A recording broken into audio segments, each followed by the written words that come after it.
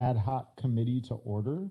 So we have 5 members, 5 out of 7 members of the committee present. We have Supervisor Severson online, and then in the room today, we've got Supervisors Frank, Caro, Turk, and myself, and then another guest from our county board is Supervisor Renish. So we have a quorum, we can conduct business. The meeting was properly notified. Agenda item number 3, agenda approval. So we're looking for a motion to approve a 13-point agenda today. Motion by Frank. I'll second. Second by Turk. Any discussion on that agenda? Okay, all those in favor, please say aye. Aye. Aye. Opposed, say no. Okay, that motion carries. We have an agenda. Agenda item number 4, public comments. Is there anyone from the public who wishes to address the committee today?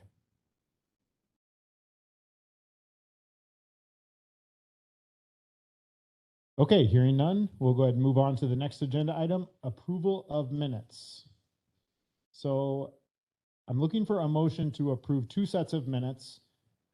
These are in our folders as 05A and 05B. The first set is from September 7th. The second set is from September 27th. So I'm looking for a motion to approve both sets of minutes.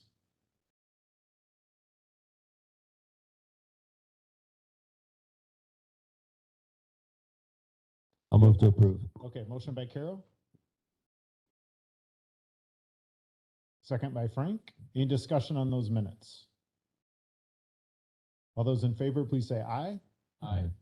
Opposed, say no. Okay, minutes are approved from both of those meetings. That takes us to agenda item number 6, video scripts, and I'm going to hand it off to Supervisor Turk. Thank you. I prepared, based on our discussions last time and from the topics that were identified the previous meeting, a couple of draft scripts for 2 videos to start with, and have some discussion I'd like to have about other ones, but picked out 2 topics that were pretty clearly defined. The topic of, how does the state of Wisconsin limit Richland County's ability to tax with the levy limits, and the second one being how does shared revenue impact Richland County's budget situation.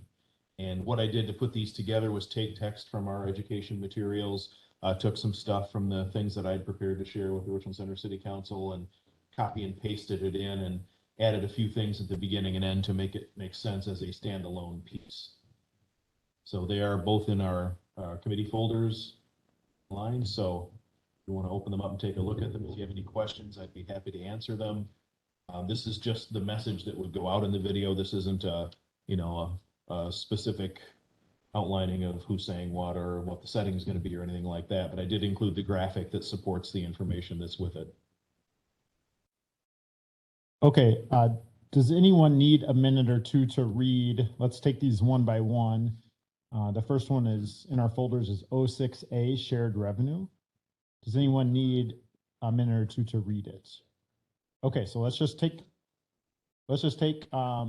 a couple minutes and give everyone a chance to read through it. So just read through it, and then once we have a bit of time to do that, we'll share our feedback with Supervisor Turk.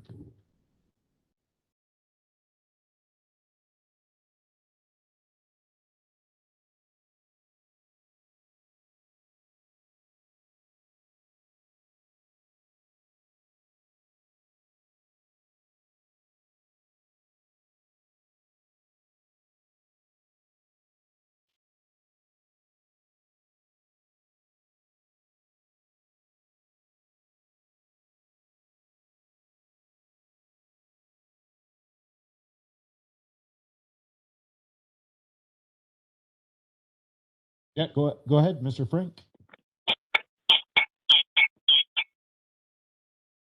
Hopefully that wasn't me. So how long are we anticipating this video to run? Is this like a 30-second, a minute, or 2 minutes? What's your vision? Depending on the video, I'm guessing less than 5 minutes. We in our original discussions, we wanted to target things that weren't overly long. And so trying to break it down into small enough pieces that'll be less than 5 minutes, maybe some of them only 2 or 3. Okay, perfect. Thank you. Mr. Chair. Yeah, Mr. Carroll. Yeah, I again, from when I presented at the town's meeting, they didn't look at things in great detail, but there was only one question that came up: where did the money go? So this is the kind of question or some form will be coming up. So this really addresses that well. But I still think it might be helpful to see what the total was over all those years. You mentioned that at the last meeting, and I forgot to include that or calculate that.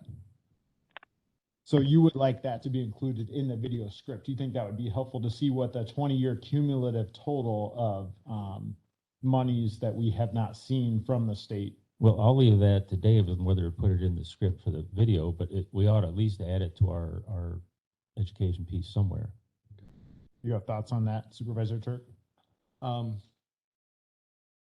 really looked at it from that angle, looked at it from the angle, and it's on the chart there of, okay, so what is the real dollar difference between what it would be if it had only been kept at the same level adjusted for inflation, but didn't do any kind of running total? We could do that. I mean, it reinforces this idea, and that's not part of either one of these, that, yeah, we've made cuts and changes up to this point to keep us going, to get us as far as we have in light of these circumstances, so. Well, maybe what I can do is that'll be easy for me to calculate. I could send that to you, and then you could choose whether or not to include that in the video as you're working on that over the next few weeks or so. I did throw in the statistic on the tax levy one of, how much our levy's been allowed to increase over the last 8 years. The data was in that chart, it just wasn't pulled out specifically. And, if you look at it, in 7 of the last 8 years, it's been a less than 2% increase, and in the last 3 years running, it's been less than 1%.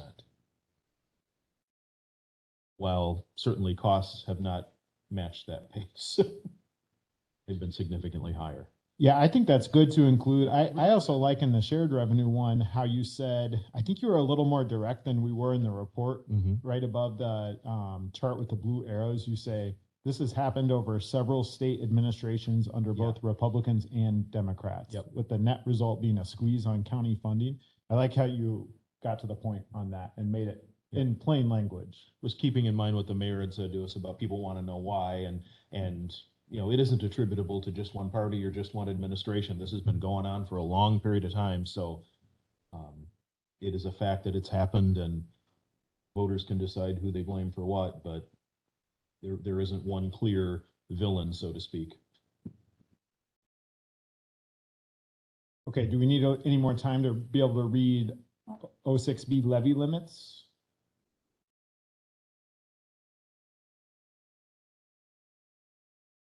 Any other thoughts for Supervisor Turk?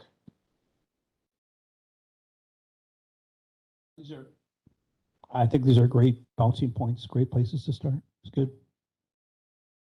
Do we want to say anything to reiterate the limit on sales tax? Sales tax could be its own topic. I mean, that's something that's been a piece of budget good news for us for a sustained period of time, but it has its limits. So, well, aren't we getting money from that? Yeah, we are, and this is what it adds up to. And yes, it's a positive, but we've still got a gap. So I've heard some people throw that idea out, like, well, why doesn't the county just raise the sales tax to 1%? So I do think it could be a little short video, because we could explain what limit. We're statutory limited. We're limited to 0.5%, of course. Right. And so we could explain that to the public, because I do think a lot of people think of that as an idea. Maybe you could not raise property taxes and just raise the sales tax. Yep. And I know we were still missing in our chunk of information stuff about the highway department, and the discussion of the wheel tax could happen in that context. Yes. That's another thing people mention. Oh, I thought you imposed that wheel tax. Well, yes, we did. And here's what it did. And yes, it helps, but the gap is this big. Yeah. And I do have information on that on the next agenda item tonight. So we will get into that. Okay, so go ahead. Yeah, I had a few things I wanted to run by the committee just in looking at developing future ones. The identified topics included like a budget 101 or a budget overview. If we could get some additional data for that from the administrator or the clerk to, just kind of break down, okay, where does all our budget go? We have the one summary graphic that talks about property taxes versus other sources of revenue. But if we had one that was more like, okay, here's all the money that comes in and here are the various places it goes. I know we've had those kind of summaries before as part of our budget materials, so it shouldn't be hard to find. Yeah, I'm thinking on that one, couldn't you use the charts or the data from, past? Yeah, Like there this right is, here, 'cause but that is where the money goes. that is where the money goes, but I'm looking for more of a pie chart kind of representation, or percentages, okay, yeah, our total budget is, however many 36 million. X percent of that is the sheriff's department, X percent goes here. Yeah, I know that. You need the spreadsheet that backs up these charts, I think, because we've Probably. got we got data tables. Yep. So I think that's what you need. Yep. Okay. And not looking to contrast so much what's tax levy versus, but just, okay, of the overall budget, this percent is here. We've got a couple of nice pie charts in there. We've got the one from HHS that where it shows, over 3/4 of their budget is not tax levy. And then we've got another one, I forget what it was, but those are really effective. I will Like I get said, I know I've seen those charts before. Yep, I will get you those because Okay. I've been working, myself and Mr. Unbehan have been working with the data tables to make these charts. So I'll get the data Yep. tables to you.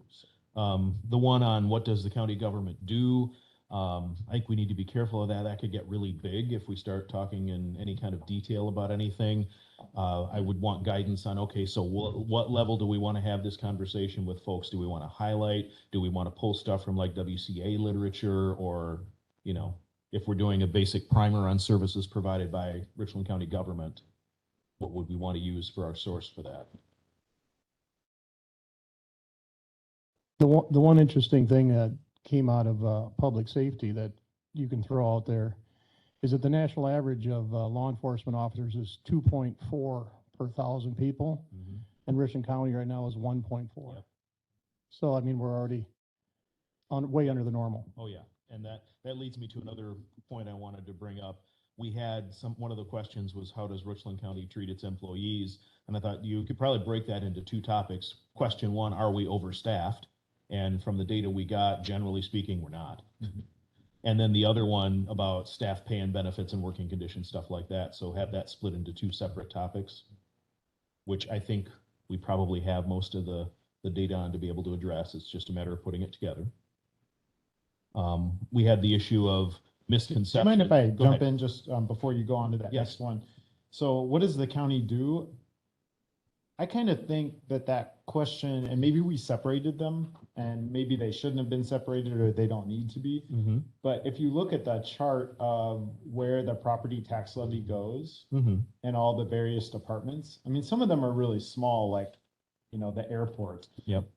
But that chart really does list out pretty much every department or everything we do. I mean, do you It need to does. say them all? No, but I don't think you need to say them all. My difficulty with that particular chart, for the purpose of illustrating where the property tax dollars go, I think it's great. For doing an overview, it's very small print and it's black. So, So for the overview, or what does the county do? yeah. I guess if this is going to be in a video format, I'm thinking of identifying the PSAP, the 911 center, and you could have the video spot of that. I can see the highway department working on roads. I can see the video spot for that. I can see the EMS, the ambulance, the first responder, all those things. I can see those 5 seconds. And you can get This is what images they of all do. those things pretty easily. This is what they do. Yep. This is what they do with, the clean waters, the fishing, Mhm. the parks, the boom, kaboom. I think that's the list of 15 items. Is that too many? 10, 15 items? What kind I of think target? if you deliver them in rapid fire and you put qualifiers on it, that this is just a rough overview. If you want to know details, check out the county's website and look at each of the departments, that kind of thing. But trying to give folks a sense of, this is the broad impact that county government has in your everyday life. yeah, I remember when I first got on the county board, I looked at the Wisconsin Counties Association. They had this little video that says what the counties do. I haven't seen that now for 4 or 5 years, and they had a little brochure that went with it, but that was really helpful for me because I didn't really know. Once they started saying some of the things, that made sense, but I like the idea of just having local images. Yep. And it would take a little bit of work to gather those, because really either we have to get them from county board members or department heads or employees, Yeah. But, And I we know don't- and for highway, you could get a picture of some highway equipment from out in the shop or something. You wouldn't need to necessarily illustrate people in action, take a picture of a truck all loaded up with its snowplow and spreader or something, And like you say, it would take some effort, Sean, to gather them, but I don't think that any of them is a difficult yet. Okay. So I Even think just- that would be good to have. Even just the signs, the campus sign. Yep. That's things like that are gonna speak volume. Campus sign and then maybe a long shot of the whole property because the county's the property owner there, so.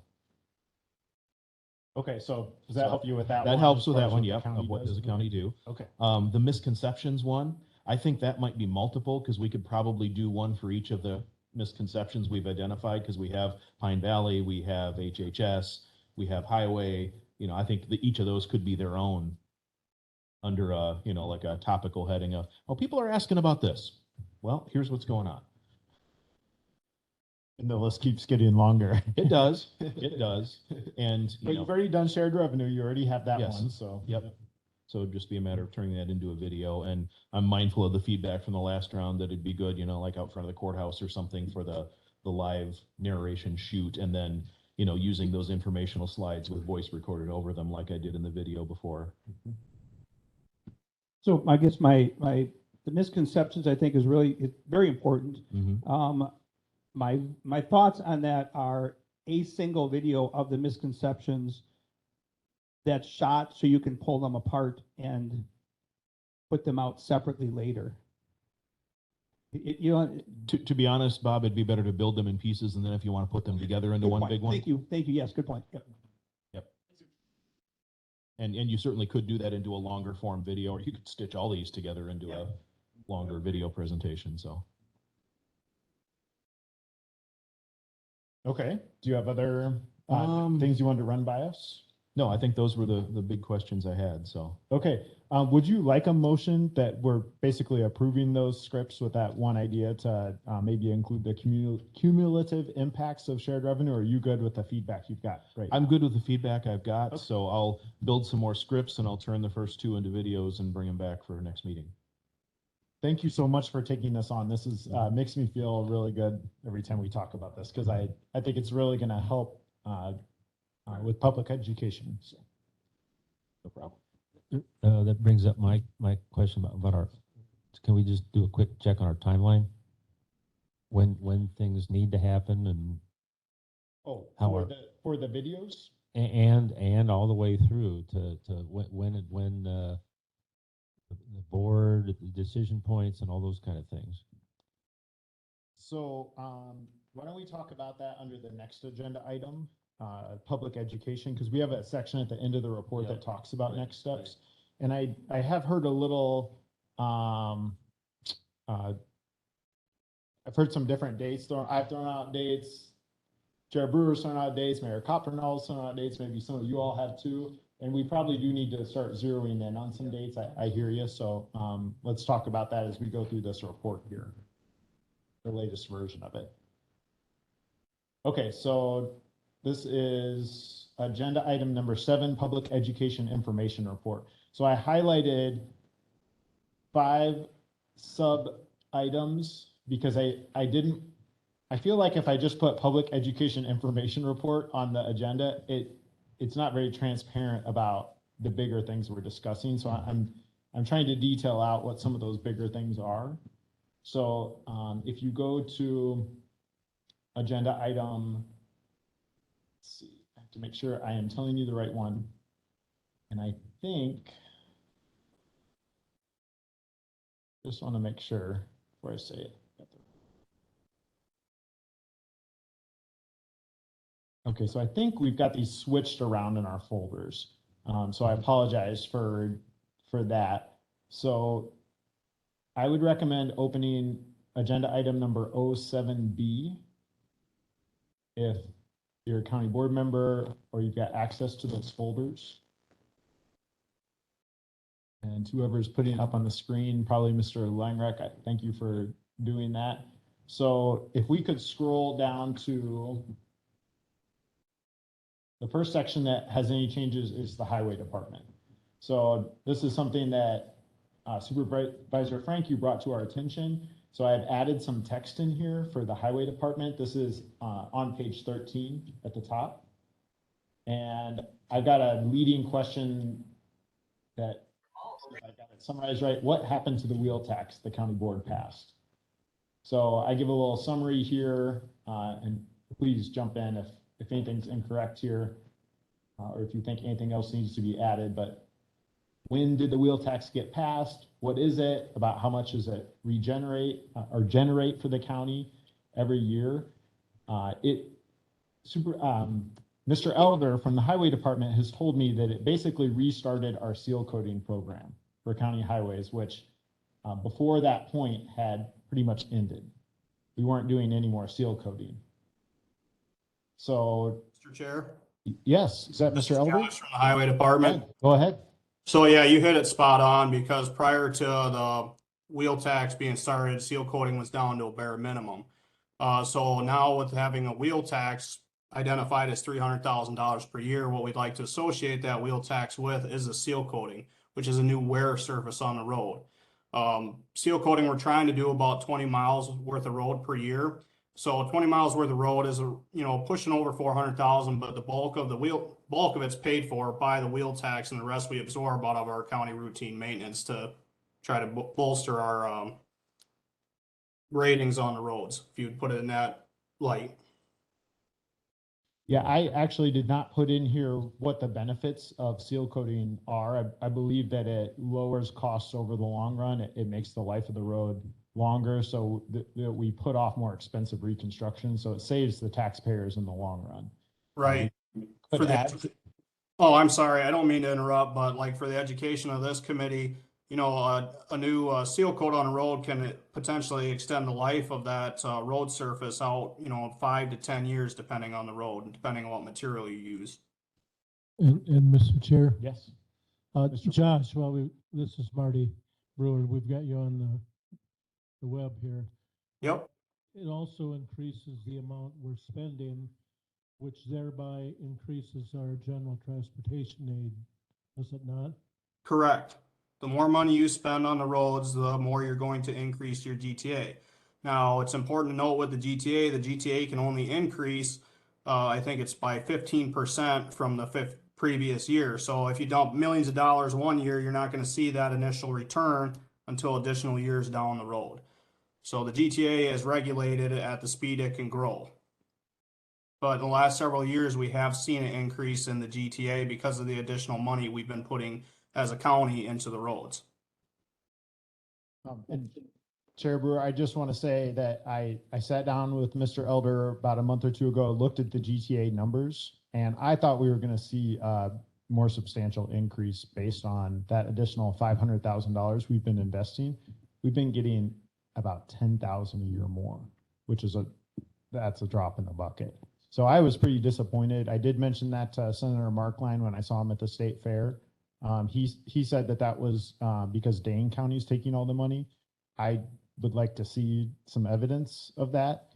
I'm concerned that we've been saying that, and that we've been almost blaming ourselves for not putting money into it. And then when we do put $500,000 more in, we get 10 grand more from the state. So maybe that's something else we need to address in this document, but I was pretty disappointed when I saw those numbers, not through no fault of Mr. Elder's. So I think that's something we need to start getting out there too. And it's already in our resolution in June from the county board that we're asking for increases in state highway aid. So, county board's already spoken on it. Okay, so I think there's definitely some room to add some things with wheel tax, but Question. Oh, yeah. To Josh, how many county miles of road do we cover that this seal coating would be eventually done on? You talking an overall projection in years of how much we plan on doing for like an end game? No, I guess how many miles of county roads are in the county that this type of treatment would go on, that the seal coating would go on? So the county has roughly about 305 miles worth of road. We're doing about 20 miles worth of road, give or take, per year. By the end of this, we could look at, I'd say, off the top of my head, around 150 miles worth of road. that are gonna be seal coated versus new pavement. And of course, like a new paved road, I mean, you do get into more questions there, but like a new paved road, it'll stay just fresh new pavement for, 1 to 3 years before, and then we'll come back and put that wear surface on it because it prolongs the life of that new asphalt. All right, great, thank you. On the next page, this would be page 14 of the document. I did add in a chart here showing what the wheel tax makes up of the total highway department budget. So in blue, 9 million, those are other revenues. In orange, 300,000, that's the wheel tax, and in gray, that's the property tax, so 1.7 million. I'm rounding to the nearest 100,000. So out of their $3.8 million in expenses, you can see where the different monies are coming from. So just to put the wheel tax in perspective, it's a little less than 10% of their total revenues. There's a chart, another chart below that one that has some yellow highlight on it. Mr. Elder and I are kind of going back and forth about this right now, and we haven't had a chance to reconnect. He sent me a revised document. I need to talk with him offline. But what I asked him to do is to get into a little bit more detail about what are the different categories of things that the highway department does, because typically we've just seen the bottom line, which is in blue. And so I listed out some categories here.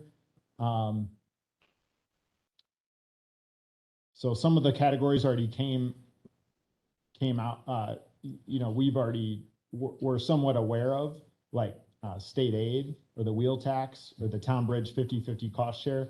Some of the others are trying to get at what do they spend on equipment? What do they spend on these new asphalt resurfacing projects?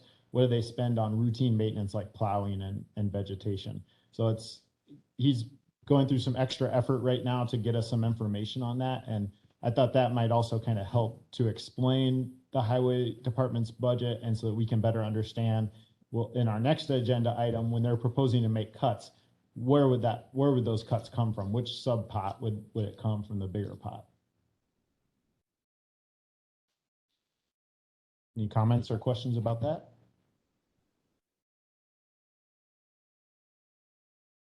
Okay, we'll go ahead and move on to the campus. So I was able to add in a couple of charts that I had gotten from making an open records request a few months ago. We've been discussing these charts in the education committee. A lot of people are asking about student enrollment. So the enrollment figures for everything through the last academic year are shown here, and how they've been dropping from our peak of, no matter whether you look at FTE or head count, somewhere between 300 and 600 students, that's dropped to less than 100. So there's some notes there. Those notes came from UW Platteville's chief data officer. And then on the next page, the other question was about how many faculty and how many employees do they have at UW Richland. And so you can see those numbers have been declining, although probably not quite as dramatically. So I did pull some data that Supervisor Gentis had put into the resolution that the county board passed in June. It shows the reduction in state expenditures on our campus in the year 2016 to 2017 between those two. In that, I'm not quite sure how to explain that. I'll have to get a little more understanding around that. But we saw a 28% drop in our budget for the campus, $800,000. Oh, I see now. Between the 16-17 academic year and the 15-16 academic year. And then the positions that are no longer there are listed out, and that we haven't had any new or replaced professors. I was mentioning to a few people before the meeting that just about an hour or two ago, I got an updated open records request filled for what has the budget been over these 10 years. What are the actual numbers for the budget? Because all we had was that that one data point between 15-16 and 16-17. Now we've got it for the past 10 years. So I'll add that in next time we meet. And if anyone wants me to forward that to them right now, I can, but we've got it. Okay. Mr. Chair, Yes, do, Mr. Carroll. do they explain why the state support decreases, or what governs how much support they give? I have not seen that information anywhere. Why did UW Systems budget fall Right. for our campus? Kind of like the shared revenue question. Right. Okay. Thanks for that. It's a good question.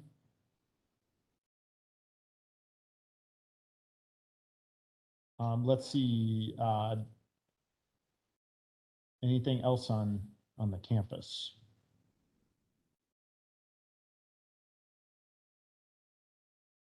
Okay, so we'll get some more information included on that. So then let's see what the next section is.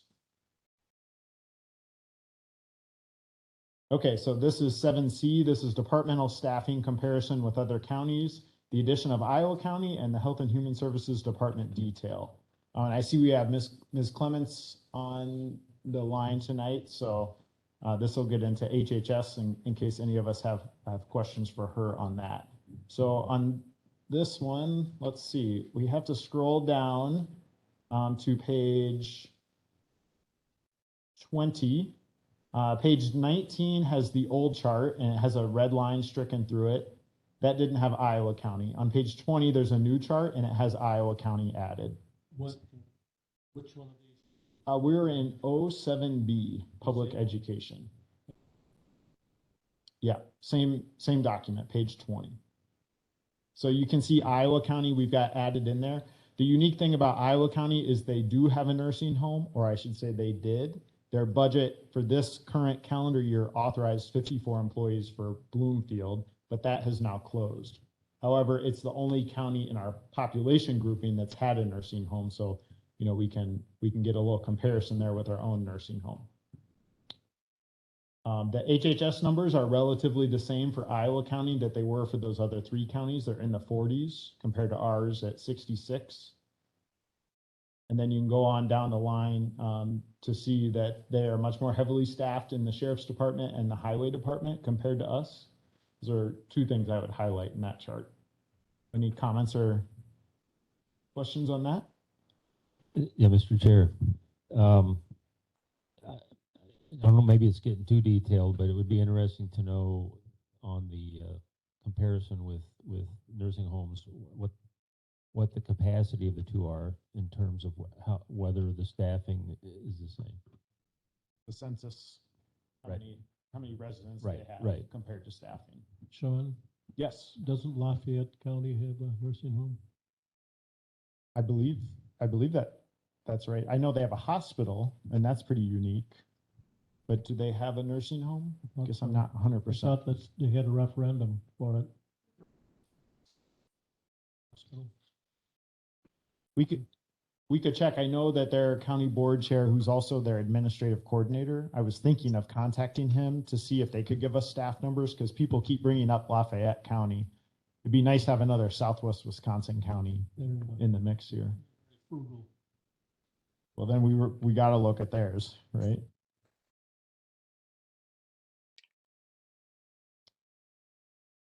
Okay, at the bottom of page 20, so quite a few questions came up after our meeting 2 weeks ago about the Health and Human Services Department. How did I arrive at those numbers where it showed Richland County having 66 employees and then Bayfield, Burnett, Kewanee, and Iowa County having employees in the 40s.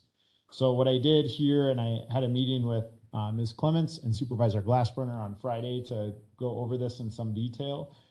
The chart on the next page, this would be page 21 at the top of the page. This shows how the numbers were arrived at. Because oftentimes some counties will have their own department called ADRC, whereas our ADRC office is wrapped into a larger Health and Human Services department. So that's just one example. This chart's a little different than earlier charts that show our number of employees at 75, and I don't quite know how to represent this in the report yet, but we have 9 employees that are employees of the county, but their salaries, if I'm understanding this right, their salaries and benefits, I don't know if overhead's included, they are not paid by the county. They're paid by the Capital Consortium. And that is correct, Sean. But the overhead does come to Richland County. So that extra AMSO funds that we receive for all employees does come to Richland County for those positions, even though the consortium's paying for those additional positions. So we do receive overhead for those 9 employees. Overhead meaning like office space, utilities, computers, things like that? Yep, that's correct. Okay, got it. Yep. And we also have taken, a really deep look into our employee numbers, and at our Health and Human Services and Veterans Committee meeting this week are going to be presenting, I believe it's 14 positions that have not been filled for many, many years, and taking them, presenting it to, if we want to ever fill those positions, it will have to go to the county administrator and finance and personnel to fill. We really are trying to be transparent and not trying to sneak extra positions in there that we don't need at this time. Okay, so just a little more on what she said. I just want to make sure we're all on the same page about this. The county board back in 2021 approved a staff authorization table, which pretty much authorized the Health and Human Services Department to hire up to 75 employees without approaching their committee or the county board. Those numbers were given to us. Administration had worked with different departments to gather those numbers. So that was not, I think this is a good learning process for all of us to see how that works. And I'm really grateful to Ms. Clements that she's willing to work with us to get some of those off the books, because that's a budget control mechanism that we have that we do not currently have. So that would take us down to, it sounds like 52 employees. Is that right, Ms. Clements? Not necessarily, because some of those positions that we're taking off the books, it appears that they haven't been filled. Our numbers will show that we have 69 employees, then not the 75. And then if you take the 9 off, it's down to 60. Okay, well, we'll look forward to learning more from you and your committee. I'm sure you'll be sending some of that along when you issue your report or refer your report, or however we want to say it, to finance and personnel. Yes. Any questions Yep, Mr. Frank? Just to reflect back, Lafayette Manor, they do have a nursing care facility. It is Lafayette Manor, 64-bed unit. Just wanted to correct myself there. Thank you. Okay, so Mr. Chairman. Yes, Mr. Seat, go ahead. Yes, I just wanted to clarify something with regards to Trish's comments. Now, are we clear about ADRC staff are not part of the are not included in the numbers here? Is that correct? They're being removed? We are including ADRC staff in the numbers because they are employees of HHS. There are other fully funded positions that take no tax levy that we're also including into our numbers. Yes, they are not on HHS payroll, though, are they? Yes, they are on HHS payroll. Oh, they are, but Yeah. is that county levy? That is not county levy. That's right. And Okay. Mr. Seat, we know that the Health and Human Services Department is going to be working with the committee that you're on, the HHS and Veterans Committee, to better understand which positions. Yeah, it isn't whether you know it, it's just that I need to clarify it in my mind. Yep. So we'll look forward to learning more as things develop here over the next few weeks. Mr. Chairman. Yes. While we have Trish on the line, I was contacted by a concerned citizen who made much of the fact that she kept saying 25 people in the mental health unit. Can that be right? So I told her it sounded like a lot to me as well. So if that figure is anywhere in your, you There are, have a question, there are 20 people in the mental health unit, 20, okay? 20, and that unit covers our outpatient clinic, our crisis services, our children's long-term support services, our birth to 3, our comprehensive community support program, our adult protective services, our coordinated service team, treatment court, and our substance abuse counselor. Okay, there are- thank you, because on the face of it, you say, well, we've got 20 people in mental health. Well, that is it's a mistake to assume that. We've got to, whenever you talk about that, you've got to expand it into what you just said. Obviously, we need that many people in that broad a spectrum of services. Okay, so I'll take responsibility for this one. So in the staff authorization table that the county board approved, that's our current policy, they have what's called a behavioral health unit. Is that right, Ms. Clements? That's correct.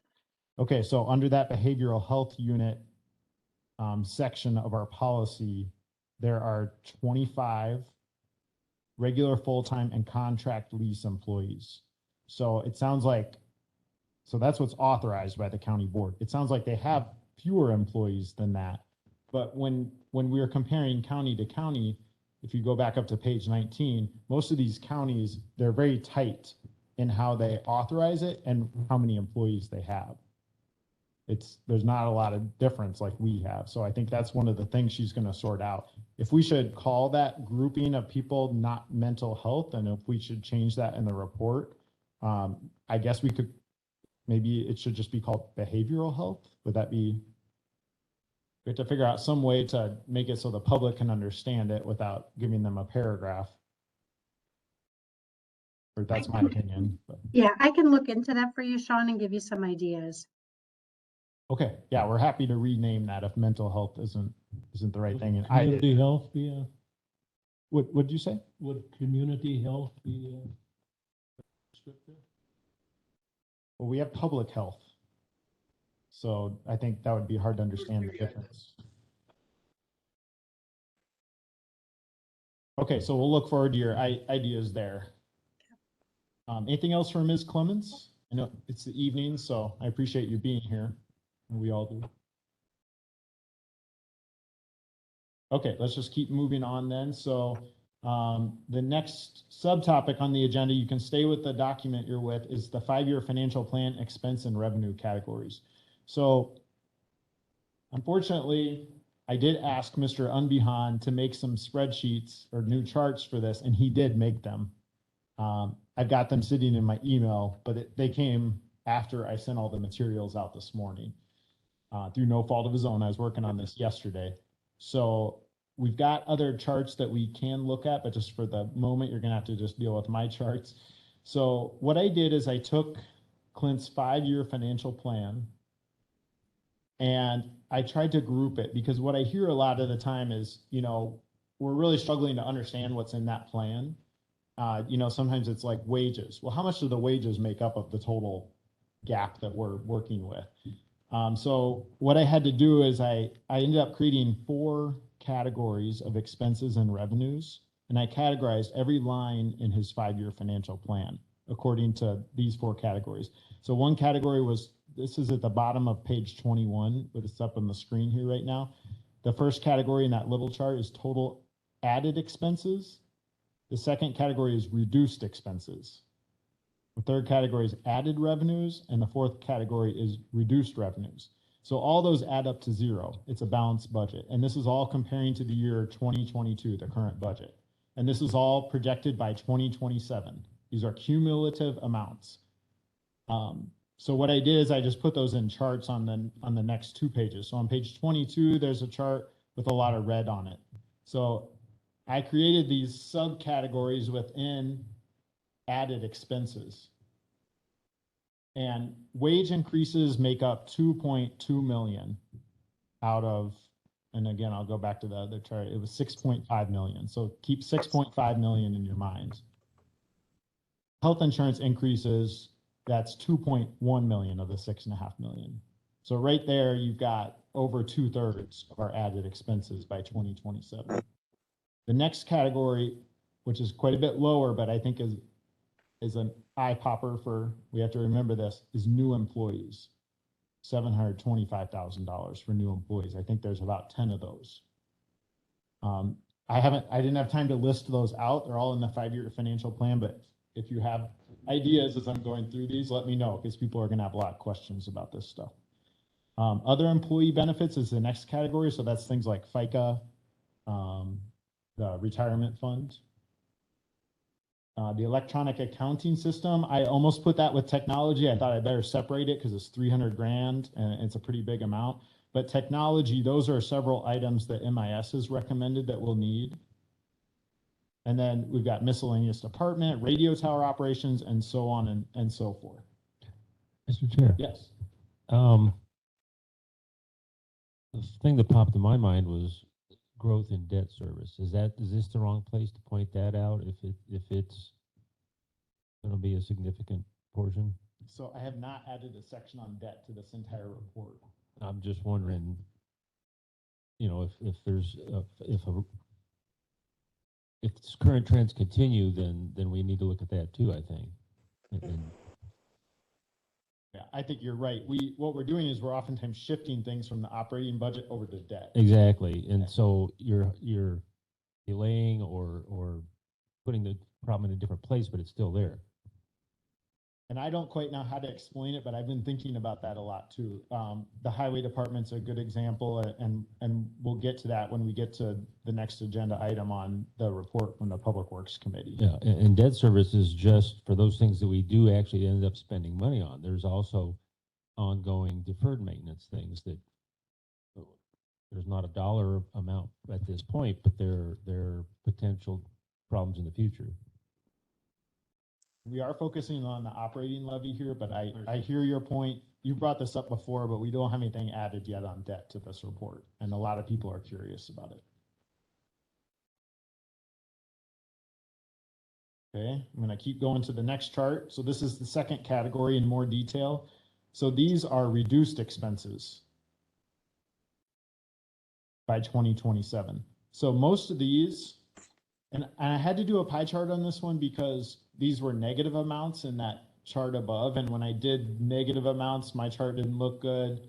Aaron Unbehan made it look a lot better. So I could put back in a bar chart instead of a pie chart.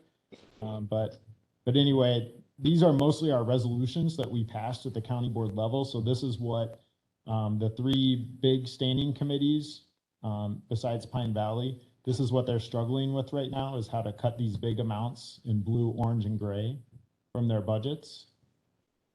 Then highway reconstruction projects. This is a new one that I think had slipped past me and I wasn't really understanding in the 5-year financial plan. But the highway department, in order to cover their wage increases and benefits increases, they have projected that they will cover that within their own budget. And it would all those things would reduce asphalt reconstruction projects that they get from the property tax levy. So while we've increased the debt, this is to Steve's point he was just talking about, on one side to get them more asphalt money, on the other side we're reducing it so that we can give them wage and benefits increases. So I wanted to put that in the chart just to make it clear how much they are dropping over the next 5 years just with that. This doesn't even include the gray portion of the chart, which is, those are additional costs that they have to come up with. So that's kind of why I was asking Mr. Elder for some more information about what is your budget for asphalt? Can we see that separate? Because if by the year 2027, we're totally depleting that, we're going to see our asphalt projects plummet, and we're just basically funding the wage and benefits increases by not doing roads anymore. Okay, so, oh, yep, Mr. Elder, go ahead. Yeah, Mr. Chair, so it's important to note that a lot of the wage increases and everything that we're covering is produced by the revenue that the employees produce by the work they do. It's not just being taken right out of the tax levy to cover their wage increases and everything. The wages are directly offset by the revenues produced in our department.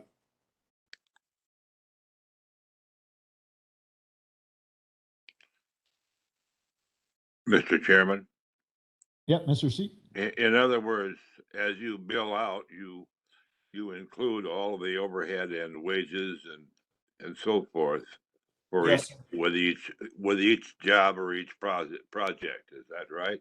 that is correct. Okay, so that's how your revenue covers your wages and your overhead. Correct. Thank you. And I'm just trying to get my head around it still. And Mr. Chair, we'll continue to work together because, you know, being one of the bigger departments, our budget is different than what we present at the courthouse, what the numbers they show. So it's a lot to wrap around. And, you know, I'm still learning as we go here with a lot of this too. So, I mean, we'll continue to work on this so it makes it more public knowledge. It's more of an open book of how it actually operates, so it's easier to understand. Great, and thanks for the time that you're given for this. I think this is pretty important. So, but I know you have a lot of other important stuff too. And two, if it does help, I mean, you know about Deshaun, we're going to try to hold an open house here within the next week on the 22nd. We're projecting, you know, weather permitting, of course. We're going to have it open to the public. I'll do a guided tour so they can actually physically see the plow trucks. They can see what the paver looks like, the chips and so on and so forth, everything we do here to try to get everybody on the same page. Okay, great, thanks. All right, so next chart, these are added revenues. So the biggest thing here too, and it's in blue, is Pine Valley. So Pine Valley's in a similar situation as the highway department. We have all these wage increases, benefits increases, and they are projecting that they will cover all of those by increasing their revenues. It's on the previous chart. So the pie chart that has a big blue chunk on it. Yep, that one right there. No, there's a decimal in there. The cents are in there, 94 cents. It's 1.6 million. Now, that's another level. That's like state level finances.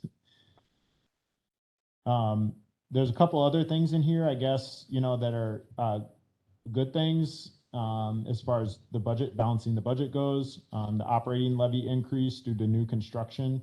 We're projecting at 150 grand by 2027. It's not enough, obviously, but the solar farm, a couple other smaller things. So you can see what staff is projecting as increased revenues. And then the last chart, these are reduced revenues. So Mr. Langrek has talked to us several times about these. Well, especially the contingency funds. We're using that this year, 300 grand to balance the current year's adopted budget.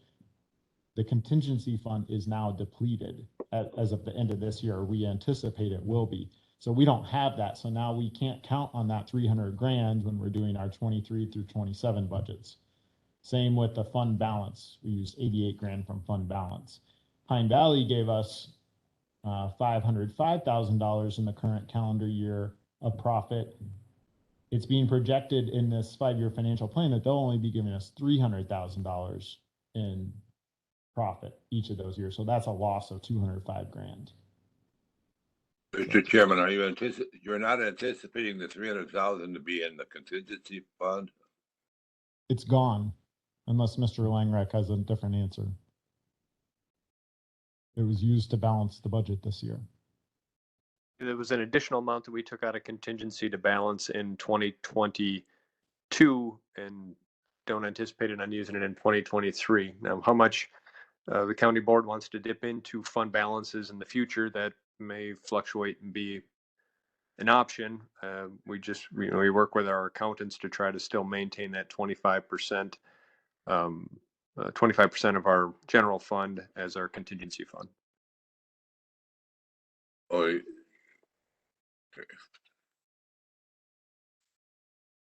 Mr. Chair. Yeah. So Mr. is it correct then that with that $300,000 expenditure, the designated contingency fund is completely depleted?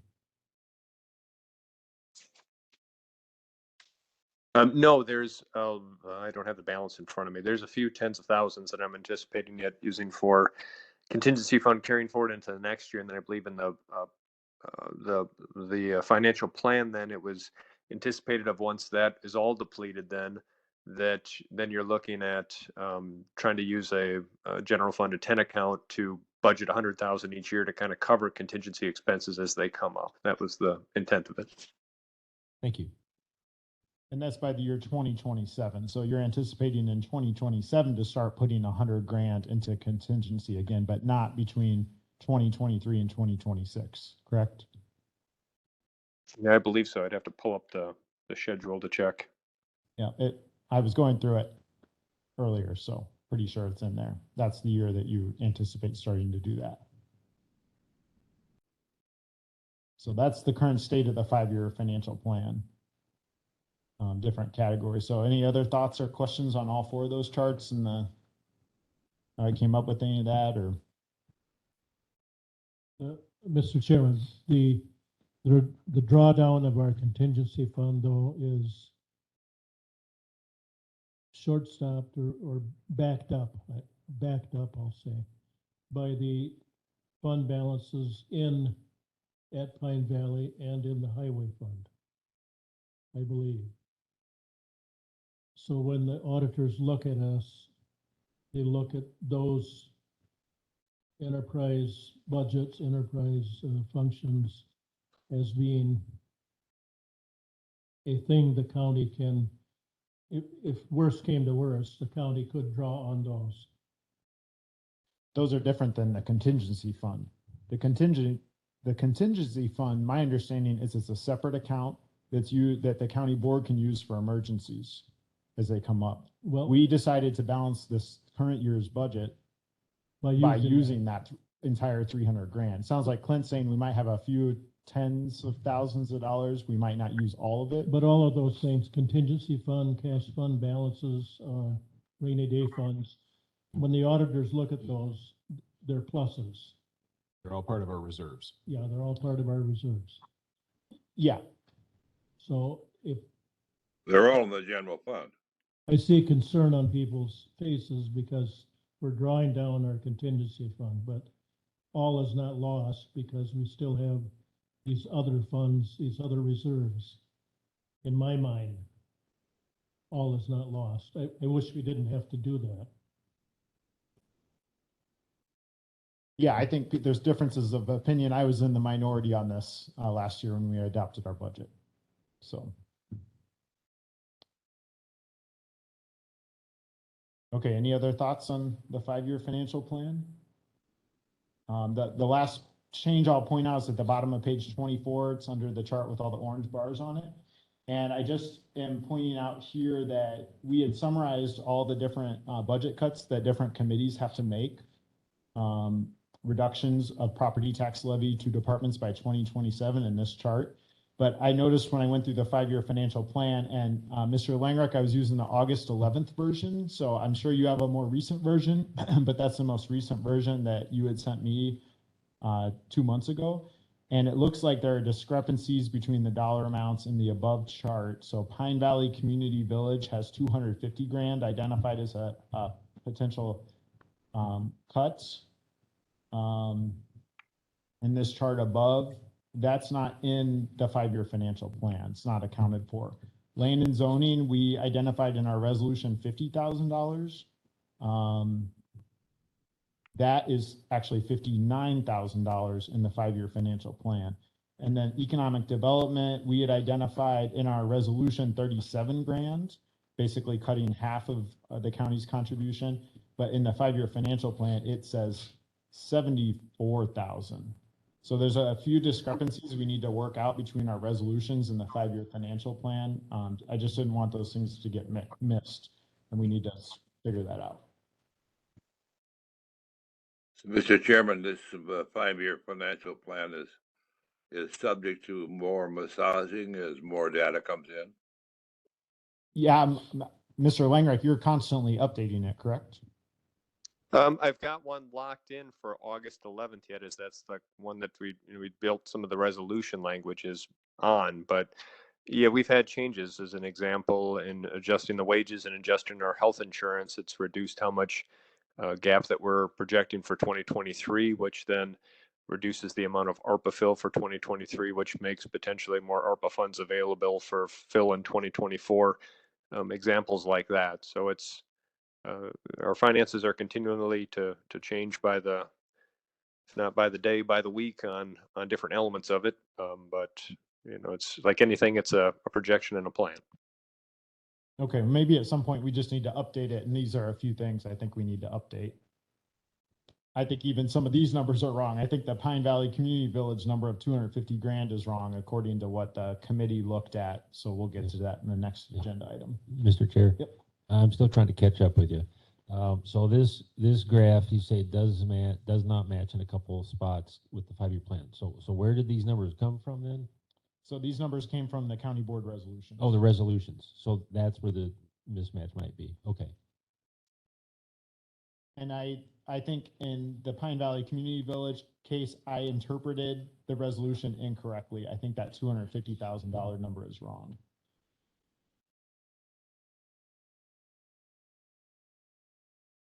Okay, any other thoughts or comments on the revised report?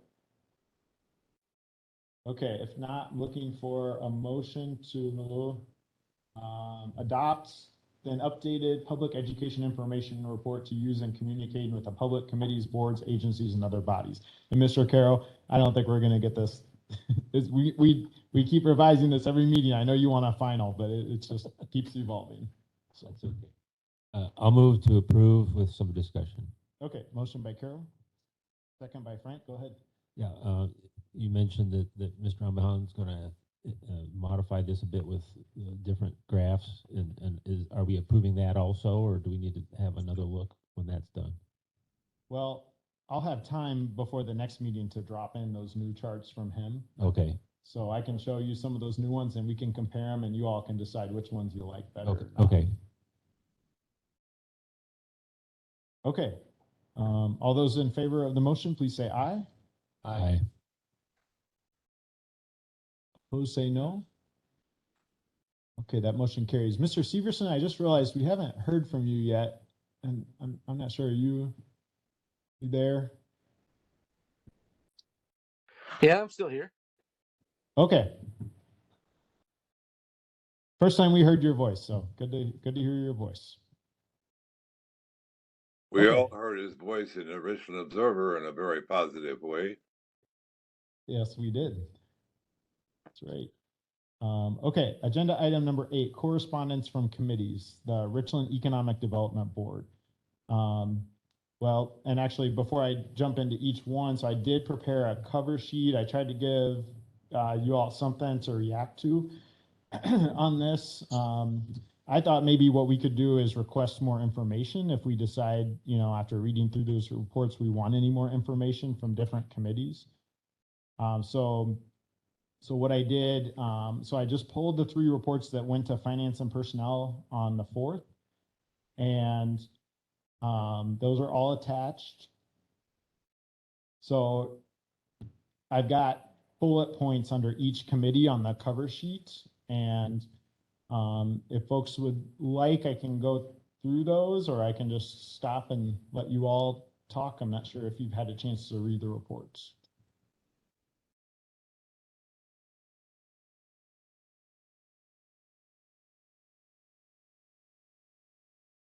Okay, I'm going to go ahead and do my best then. Just interrupt me if you want. So attachment OAA, those are the resolutions that the county board passed in August. I just pulled the minutes. I highlighted in yellow the portions that are relevant to each one. Attachment 08B, this is a report from Mr. Rislow at Pine Valley. This is where I think I got my number wrong, because he figured out what half of the mortgage payments would be. And we asked Pine Valley to look at what would is it possible for them to generate profits that would cover half of their mortgage payments, to be determined how to be used by the county board. That number is 740 grand. That's half of 1.5 million, roughly. So currently they're projected to give us 300 grand. So that's a difference of about 440 grand that we were looking to say, can you give us that extra money? So their recommendation is no, and you'll see quite a few, some information on occupancy and some of their accounts they have out at Pine Valley, including their general fund or operating cash. They call it their capital fund. They have 1.2 million in their capital fund. So I generated a few questions. Should I go through the questions? Yes. Mr. Carroll. Okay. Yes. Okay, I'll go through the questions. So I'm back to the cover sheet under Pine Valley and Child Support Standing Committee. So I was thinking it might be helpful for us to see a copy of their 2023 proposed budget showing how they're getting to their proposed profit of 305 grand. So how does that proposed profit relate to their projected expenses and their revenues? Then I was thinking, in addition, it might be nice to see financial projections for how are they showing those proposed profits for the years 24 to 27, including projected expenses and revenues. So they projected all these wage increases and benefits and that they could cover that through additional revenues, but we haven't seen any level of detail about like where are the revenues coming from, what are they, we don't need I'm not asking for a 100-page report. I'm just like, what's a high level view of their budget so we can better understand how did they get to that? No, we can't give any more than 305 grand a year. That's kind of what I'm wondering. And then the last bullet point under here, this committee asked all other committees to tell us how much of their identified reduction to the property tax levy they'd like to have placed on a referendum versus a permanent reduction in their operating levy amount. It's a little unique because Pine Valley is they would have to increase more profits to the general fund. So it's kind of a funny way of saying it, but how would they like that placed on the referendum or not? That was kind of one question I was thinking of because all the other committees are having to answer that. And I just don't know that we want, how many exceptions are we going to make? So that's why I threw that out there. Mr. Chairman? Let's hear from the committee. Let me just check with the committee first. Mr. Carroll, go ahead. Yeah, that same question is going to go to all the standing committees, right? And so I guess I viewed that as just the same, even though it's what we're calling an enterprise type of entity. I mean, the standing committee and Pine Valley would still have to respond back just like the others, right? Well, that's why I put that third bullet point in there. Right. I thought. I guess I thought that they were already being asked that, but they weren't. I don't. The letter to us from Mr. Rizlo does not have an Oh, answer to right, that question. right, okay.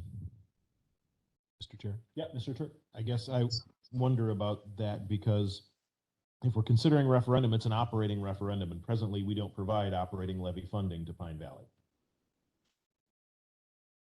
So if we include that on the referendum, we would be committing ourselves to giving them operating revenue because you have to spend referendum money on what you say you're going to put it on.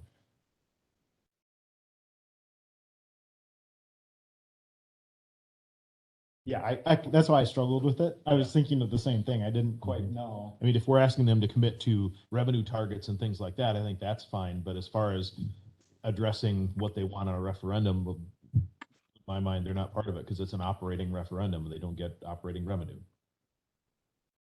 from property tax levy, I mean.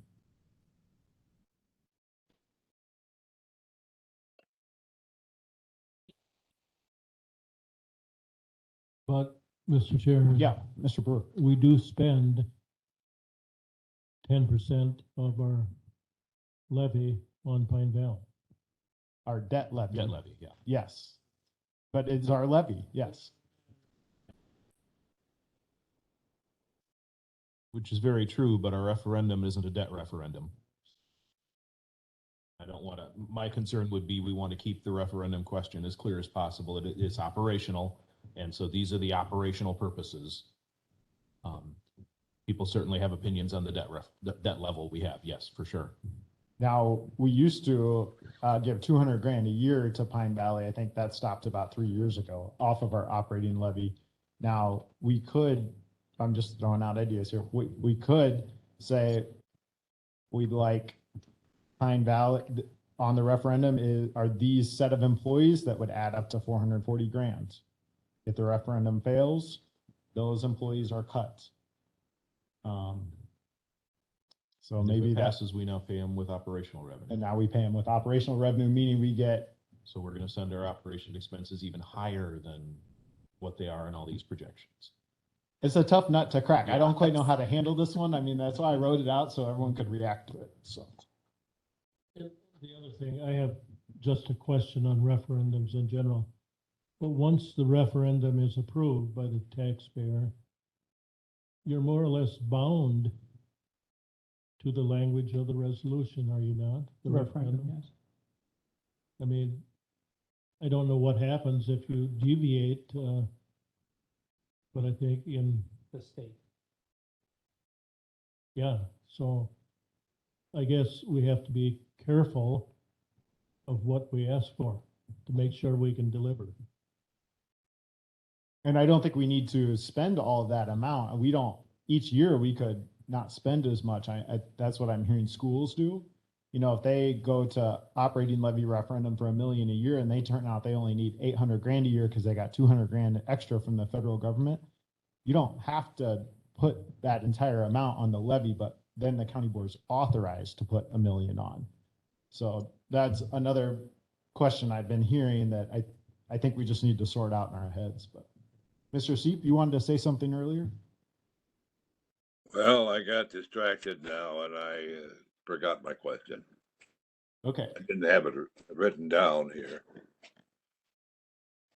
Okay, so do you all want to go ahead and do you want to make a motion to approve these 3 bullets and then let's change that last one perhaps, or what you all want to do? It sounds like we need to fix the last one. I'm just not sure what we can do. Well, I guess when looking at the last one, it does say we are seeking information about how much of that they want. I guess if they want to put in their information, that's fine. At this point, I agree with Supervisor Turk that it is not operating, and it probably wouldn't fit, but I think we need to give them the option of, if they want to put something in, if they want to document something, we need to give them that option, because child support is in that also.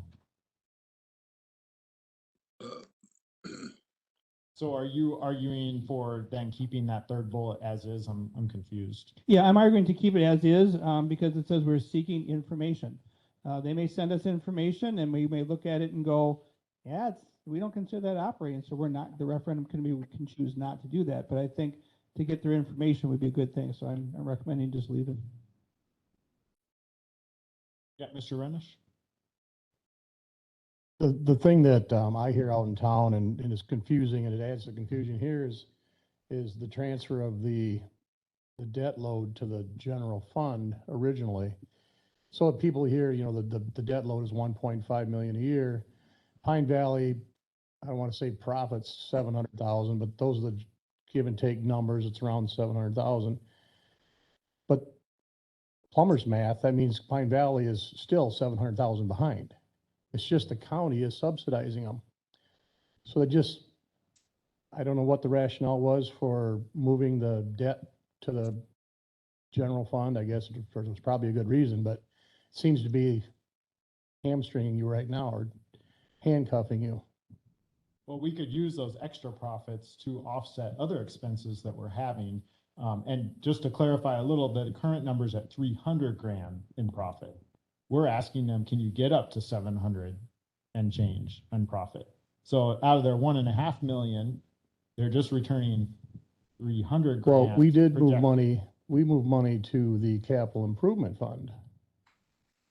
So they've been moving, yes. Pine That's- Valley Board of that's- Trustees has been moving money into that's that. got to be added to that 300,000. I mean, I'm looking at pure money left over. So if Pine Valley had money left over to move to the capital improvement fund, then, They've been making. you a know what I'm savings- saying? They have a savings account out there. They've been increasing that savings account. Yeah. So I think that is part of the It question. was almost 900,000, and we just did 100,000 for the, solar array.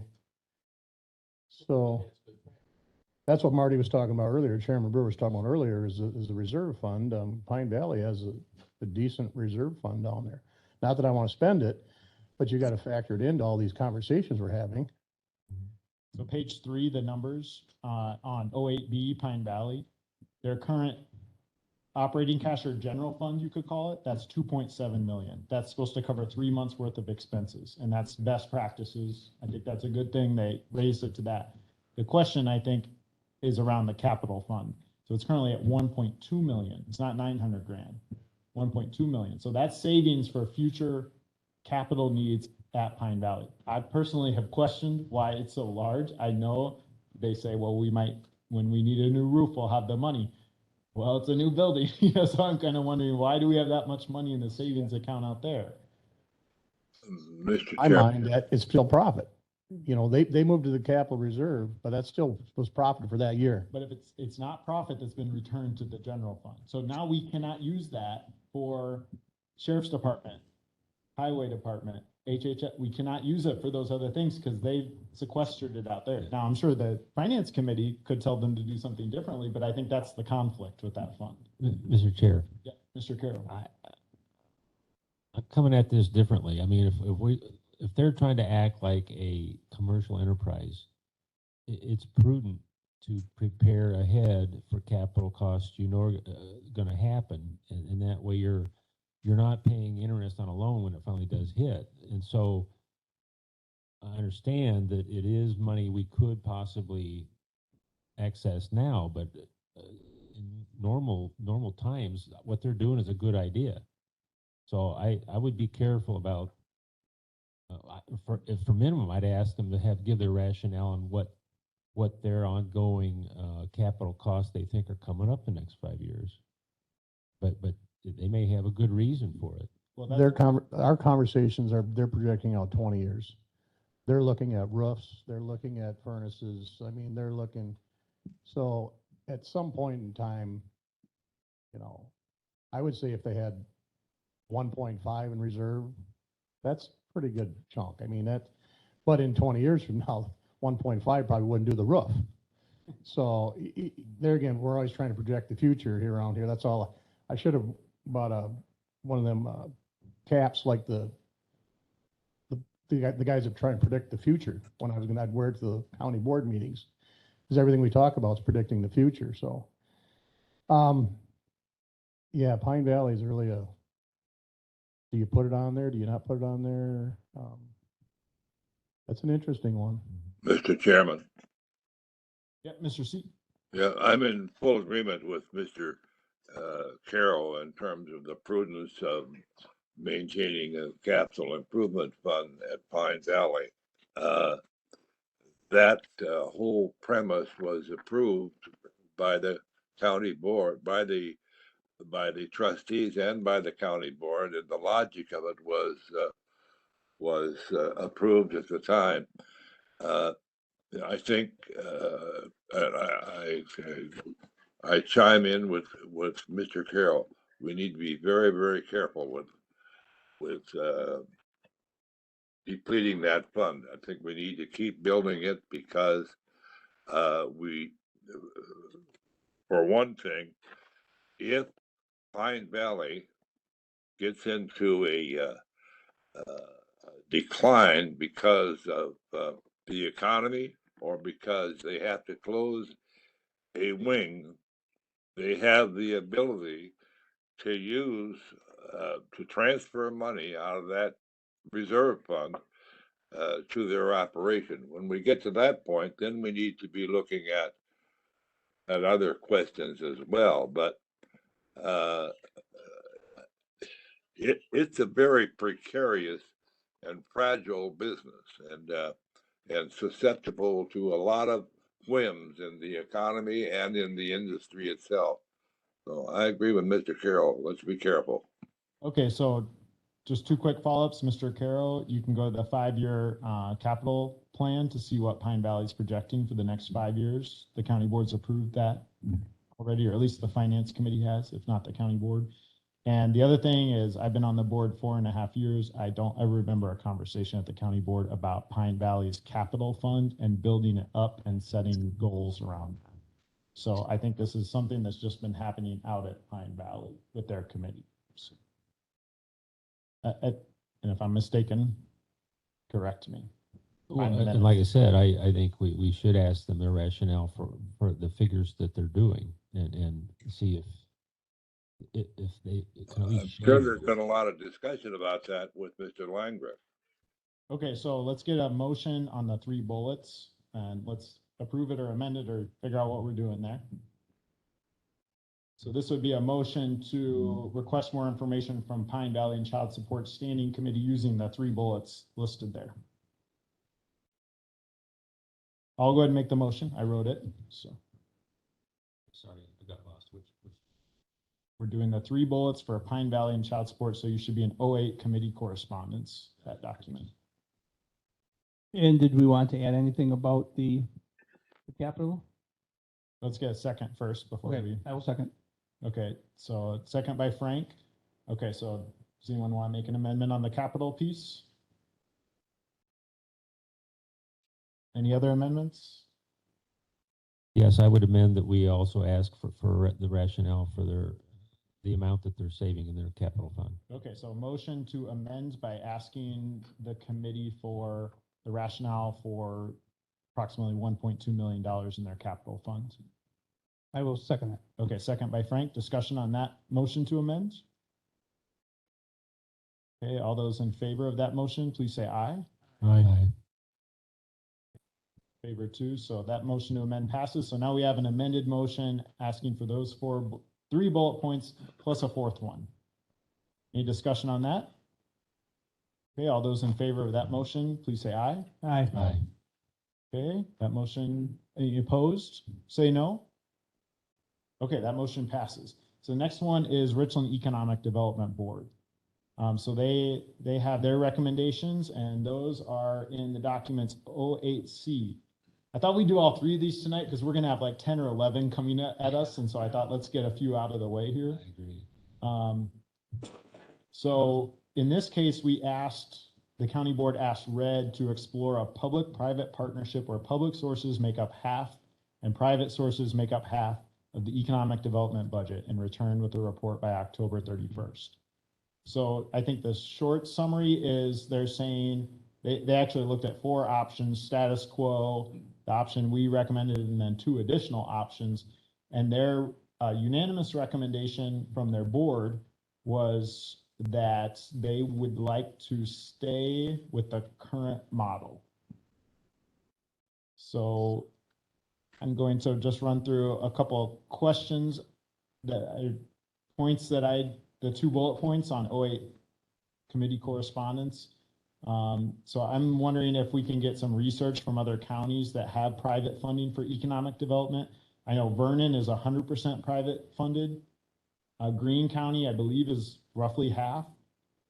And so one of the issues they had was the amount of time it would take to raise funds. So I was wondering if they could look at those other counties to ask how much time does it take to raise funds? And then how does their board, how is it represented by private contributors? I know in Greene County, you pay so much a year, you get a voting authority on their governing board. In Vernon County, I don't know how that works. So that was my first bullet point I wrote down. And then my second one was the same as,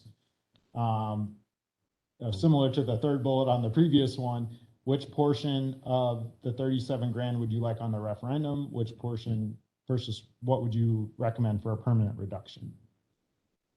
So thoughts on those 2?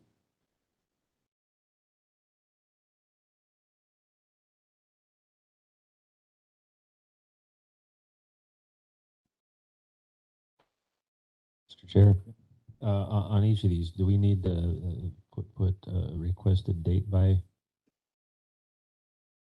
on when we'd like the information back to, or is that is that still the same date?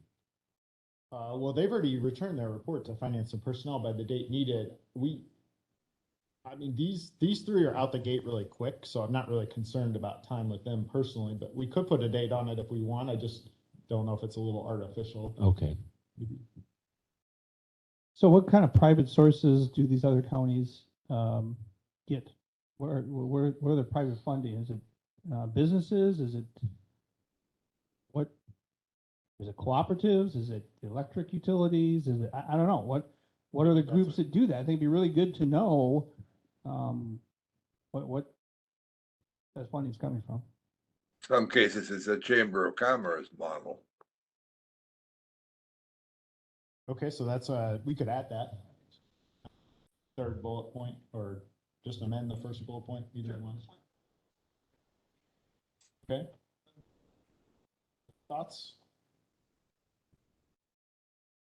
Want a motion on that? Let's get a motion, and can you just wrap what you said into the motion? Sure. I would make a motion to accept these two bullet points under the Richland Economic Development Red Board, and adding the third bullet to identify the private businesses that are supporting the economic development in other counties, example Vernon and Greene. Okay, motion by Frank. I'll second that. Oh, go ahead, Mr. Turk. Mr. Turk seconds it. Any further discussion on that? All those in favor say aye. Aye. Aye. Opposed say no. Okay, that motion carries. So agenda, or then we'll move on to 8D. And this is the Public Works Standing Committee. So with this one, they sent us a cover sheet. There's a couple paragraphs there. I have 4 bullets listed here. They talk in their recommendation just about the year 2024. And they identify a specific dollar amount for the year 2024. And that dollar amount is $278,000, but that amount escalates each year through 2027. So I'm just wondering there, can they identify how they would meet proposed reductions in those 3 following years, including the types of projects and purchases that would not be funded? And then the second bullet point, we kind of talked about this earlier, and I know that Mr. Elder will be working on this, but they're already projecting a $567,000 decrease to their highway reconstruction budget by 2027 for those employee wage and benefits increases. So what's the total budget for highway reconstruction projects in the operating levy, and is it large enough to absorb additional reductions through 2027? I didn't see anything here about the courthouse maintenance budget. I know that they're part of Public Works.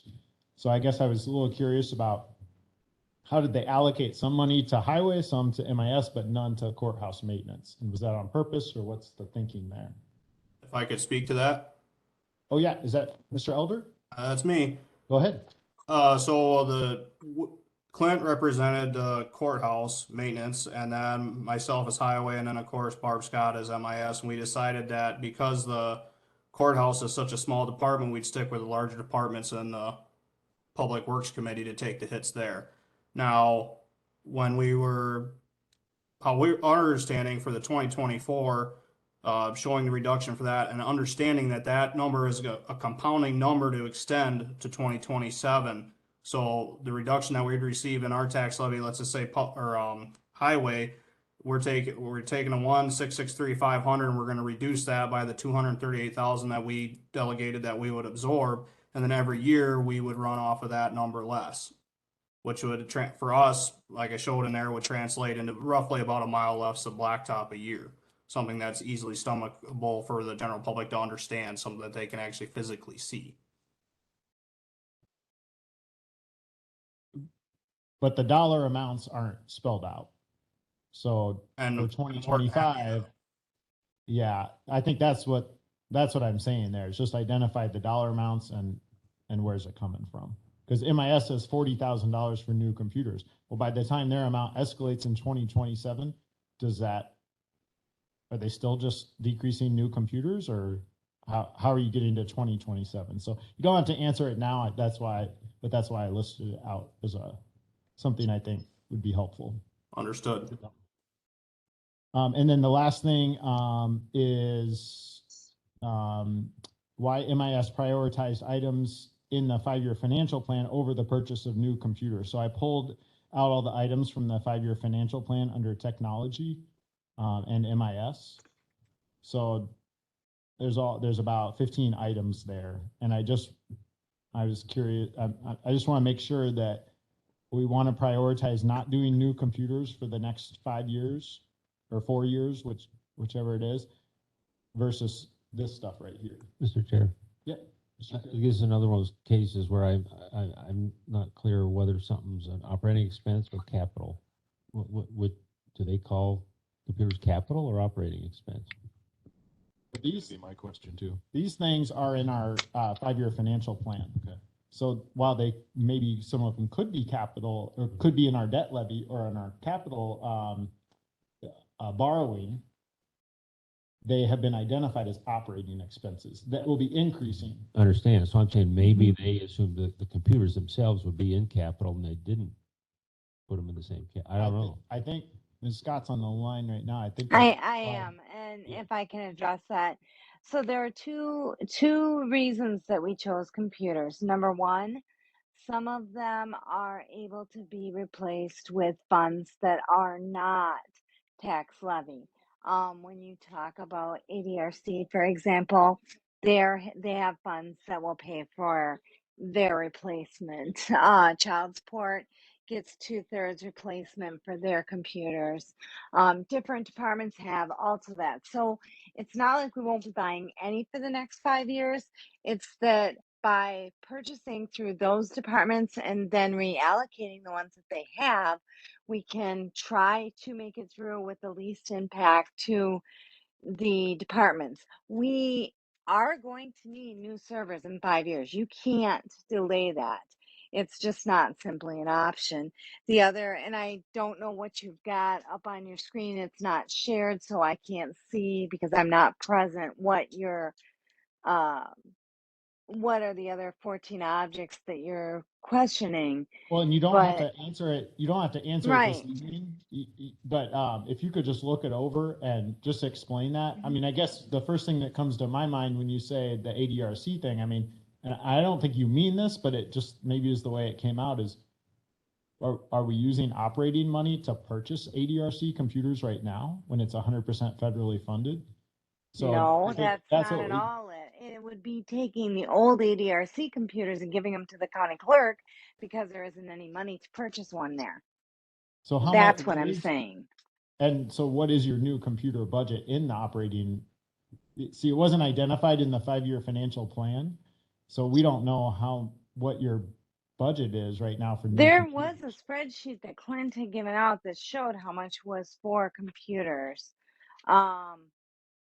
Not sure if you don't have that. I'll certainly make sure you get a copy of that.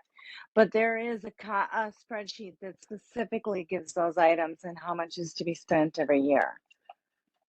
And I'm just saying, if say your budget is $100,000 a year off the property tax levy for new computers, well, you've identified $40,000 for 2024. But is that amount escalating beyond $100,000 by 2027? So that's kind of why I'm right. And then by 2027, what we were going to do is not purchase Office 365 and stay with the box product. There is a plan in place to escalate all the way through 2027. And then by not making the purchase that is planned in that 5-year plan, you will save your money. You're still going to have. We just need you to identify that because we haven't seen any of that. So it just needs to be more clear. Because right now on the chart we have, it's currently showing that 72,000 for the Office 365 licensing is, we're still planning on that as an additional expense. Right. And my other recommendation will be you just won't buy it when you get to that point. Okay, well, we need to hear that recommendation. I'm just saying, write it all down for us. That's what I mean by that bullet point at least, so. Any thoughts from the committee on, so I got 2, 3, 4 bullet points there. Mr. Carroll?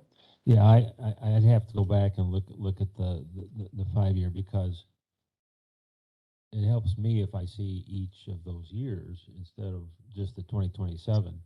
And maybe it'll make it more clear what Barb is saying if I look at that. So I'm going to defer to what she said for now, but I need to study it more. Okay, other thoughts?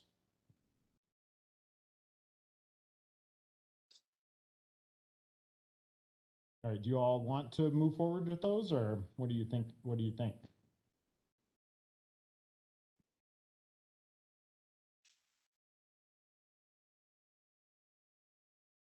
Well, it doesn't hurt to ask for more information, but I have a feeling we're going to ask more questions.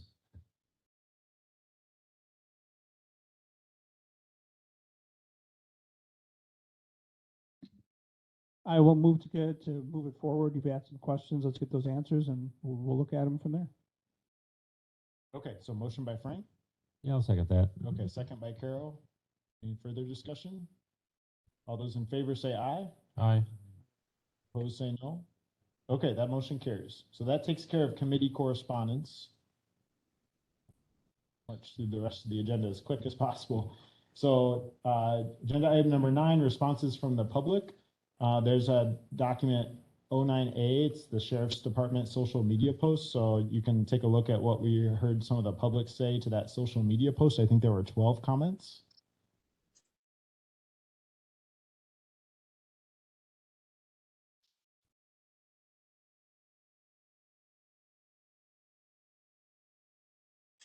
So that's there for folks.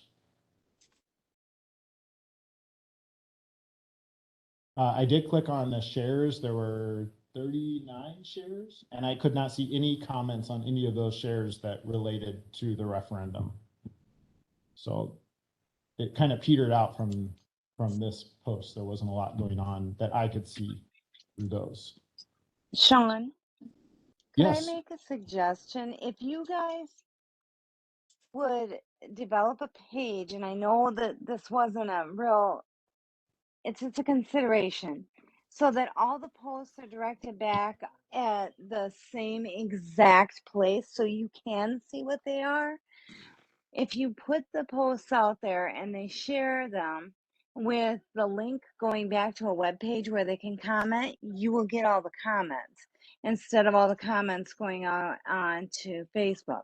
Now, it's still possible people will comment on Facebook, but at least you be asking them to send the comments back to you instead of out where you can't get to them. The posts are still shared on all of the social media pages, exactly like the mayor had said before. They're still shared on the sheriff's page and everyone else, but the comments come back to a central location where we can get to them. So you don't have to hunt all over for them. Right. Okay, well, maybe we can talk offline about how to accomplish that exactly. But especially for our videos, because we're going to start putting those out soon, probably. Are we responding to any of these? All we've talked about this committee is, I think Mayor Coppernall recommended not responding on Facebook to them. That kind of just leaves kind of gives you ideas for videos and how to talk, talking points.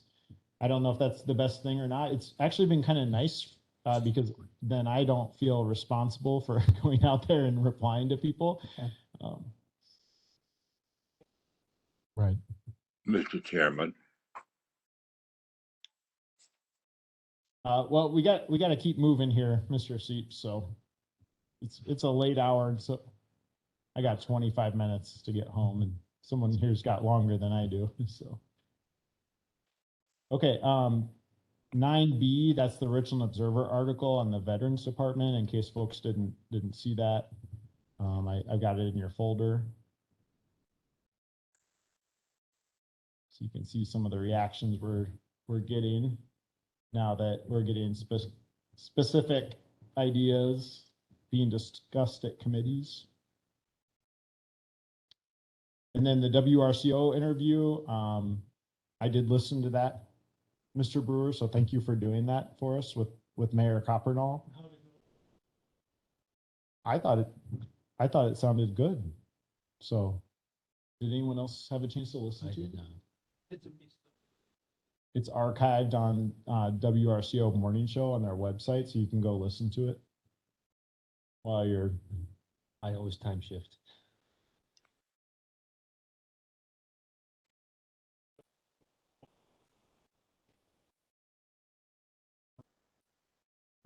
Yeah, thank you.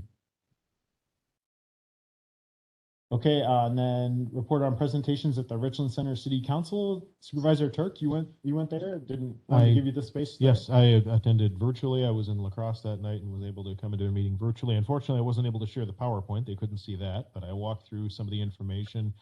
Mayor Coppernall prompted with a few questions and spent about 15 minutes talking with the members of the City Council.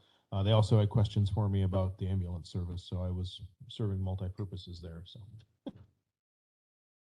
And I can report that Bob Frank did a presentation to Simons. Well done. A lot was learned by the group there. Any feedback that we should know about from that group? I think the feedback we've had on a couple of them, when mentioned that the Sheriff's Department cannot create revenue, they're very surprised to find out that citations, tickets, traffic citations, that revenue goes to the school district. It does not go to the Sheriff's Department. And then there's different court breakdowns. So there's the fee that goes to the school district, and then there's all the breakdowns of court fees, jail fees, and all those things. Those go to those other agencies. The Sheriff's Department does not receive anything for that. And that was, I've heard that a number of times when I do the presentation, saying that, well, they cannot create revenue by writing tickets because it goes other places. They don't have any access to that. I did not know that. Okay. Thank you for sharing that. And then the last thing, presentation at the Richland Center School Board. So I'm just looking at my text message from Mr. Unbehan. He said that the school board meetings are on October 17th and November 7th. So I'm wondering if someone would be willing to go to the school board to give our presentation to that. He said he would make room on their agenda for us. I don't know that I'm going to be in the area, so I'd have to look at my calendar on that. It'll be close to when I leave. Is that what night day of the week is that? So the 17th that's a Monday night. They must both be on Monday nights.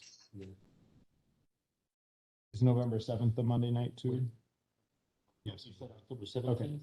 October 17th and November 7th.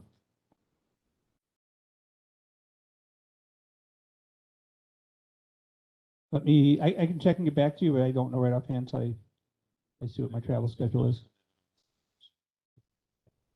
One of those, I believe. Okay. It'd be great if we could get a commitment to just go ahead and do it now, because if we're doing the 17th, they need to know to put it on their agenda. They get their agendas ready pretty far in advance. So. It'd be me, I'd feel more comfortable with the 7th. With November 7th, If okay. it's going to be me. Okay.